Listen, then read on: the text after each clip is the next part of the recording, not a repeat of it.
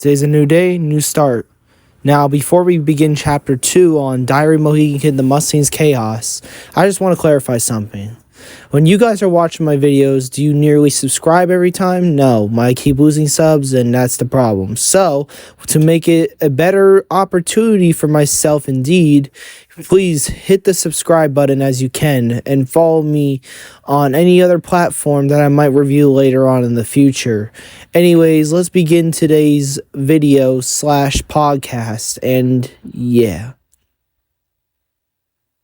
Chapter 2, Tuesday. Watching history in class about World War I kind of describes the interesting factor all of above. Mr. Dill can easily find interesting topics to the limits, unlike my old school's boring reputation. Plus, Mr. Dill's knowledge succeeded on a high note, fulfilling these lame classes into another Christmas morning no cap. No offense on school haters terms, but in Dust-like mode, Westwood Prep Academy sure took away the exclusive stuff, meaning certain idiots' common past could eventually convict themselves worthy against people's misleading judgments. It's super corny if you ask me, since those true key factors contain negative energy from one end to the next, although we're not anything like them. Some kids in my group contain toxic manifests way above Mohican's results, so whoever makes a chance to deserve manpower over all living things, some Mustangs, or whatever, got heavy game here, depending on how much spark those inner selves shall need. Desmond definitely doesn't got to exhaust over bullshit, but instead exceeds his weeks farther apart one by one. When we had group yesterday, Desmond overreacts in order to exchange his way with disgust, and Desmond even declined the usage towards Mr. Gooseby. No offense for Desmond here, but common, nobody needs to fast track yourself 24/7, just saying. Desmond's attitude once again pitched for another intake this morning. While me and Eli were arguing face to face, Desmond kept going as our so-called learning phase nevertheless. Desmond was petty over once more, trying so hard to keep the Mustangs stuck inside our rooms. Fortunately for us, Mr. Raingler's Mohican's main director couldn't keep putting up Desmond's petty self, that Desmond went all back from learning phase to square one, aka orientation phase. Roughly enough, from Desmond's part, this sandbag became way sandier, except we all knew one thing. Petty people get petty scrimmage. Want to know what I mean by that? Answers to be revealed within taking scuffed up vocabulary on board. Desmond may think his social cues go a long way in life, but this minor battle interplays those actions taken to expose. After trying harder and harder to defeat Desmond's fake learning phase, now our war ends towards Desmond, period. Especially after dozens of lies he's made before. I can remember 3 to 4 days ago when us Mustangs walked in a straight line, hoping on shaking down the prime issue Desmond bonded to make guys keep away low-key. Desmond thought he was way overdue with Mustang Ma'am, because after somebody counted 5 Mustang Ma'am, Desmond made it clear that it is a no-brainer. So then our staff asked Desmond on his response to 6 Mustang Ma'am. He did her dirty, stating, "I said 6 Mustang Ma'am." Well, acting like things were dry clean felt like Desmond double duck. Such another lie is mad obnoxious, to be honest myself. Another lie Desmond created actually happened during last week in school. Laville and Diombre are overly horseplaying with Desmond altogether until those idiots change across to come down and bomb all over me. We were hanging inside computer class while me creating 3D art would have done myself such peace has now became time to escalate. Meanwhile, Lavelle decides provoking peers could do no harm, turning on his expectations fortily flimsy. I assure his only concern for me personally proves Laville's flight made another on-purpose move onto the wrong direction. Because now I've made enough of gambling and feeling helpless over this complete buffoon, undoubtedly, or how you should ever say it, in a correct manner, like I care. But anyways, once Laville's argument began, I watched Lavelle slowly walk towards to turn off Mr. Beast Hacker's giant BenQ screen TV, while his line turns rigid after that.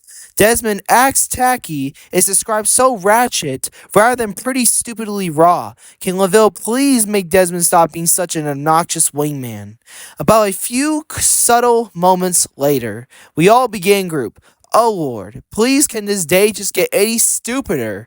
Okay, screw this bullshit right now. LaVille, Jade, and Desmond took escape from Mohican. AWOL hasn't been their choice except today we've had a suspicion inside the medication room. It all started while us true members of the group sat down to wait our turn before medications needed to incite motion get-ups. It's basically waiting peers' turns all about. All this became our only good session since then. LaVille's played it dark, moving slowly once Desmond and Jade decide for LaVille's stupid alliance to assemble like a flash. You may realize why influencing Jade's 12-year-old self could be a rather bad idea. Trust me, I think Jade, sorry to stutter a little bit, explained his problem when my own fresh scent entered the building. His statement says everything influentially mistaken right on point. I'm getting sick of being here and looking like the troublemaker. I think I'm going to call my caseworker so I don't have to deal with them. I may have not correctly explained what Jade said in past terms, mailing over easily forgetting stuff one ear after the next, but on my first day here, Jade also mentioned how escaping Mohican is risky prior to them in these taller trees packed around us confirms ourselves being middle-rounded wilderness. He puts into serious topics about how this doggy hole may let you run free its core. I even noticed Desmond's behavior 2 days before AWOLing super quick. In group 1 where Desmond murmured, surely for others to be noticed, hearing sounded a bit off. I don't want to be here. Well, you got your wish because now those retarded asses mentally became unstable through the Mustangs' order on lockdown. After those last seconds, Miss Hacker as the Mustang staff was furious. I was starting to think in my head's memory lane. Miss Hacker grew pure anger, scaring off these living people's meter scale mindlessly. Sucks to be us, cause now lights misstate awkwardly, letting Mustangs hear its bedtime schedule gets fucked. The news spreads around Mohican's campus grounds that LaVille, Desmond, and Jay got caught up. Nevertheless, their Mohican, morally namesakes at one baseball field put locally veiled. Obviously, LaVille and Desmond didn't make that perfect run, and instead gets thrown at Mustangs League. And Jade, since Jade is 12, my guess could maintain whether he's alright or stuck presently. So is Mustangs gonna be in a lockdown still? Depends if Miss Hacker or Miss Mac nationalistically, or whatever you call it, puts down week after week soon. And hopefully, when those weeks go by, I can get my higher phase, and in such and such, I can probably make it through the Mohican protocols. If you enjoyed today's podcast for chapter 2/episode 2, please, like I said, subscribe if you haven't, because if you guys are unsubbing to me, that's all right. But this is choices we make, and even though I'm trying my best to maintain myself to entertain you guys at the same point, like I said, make sure you hit the subscribe button if you haven't. And follow me on YouTube as usual, because we're on the platform. So anyways, peace out, like, comment, and see you guys next time on Nick Bruce /Little 15.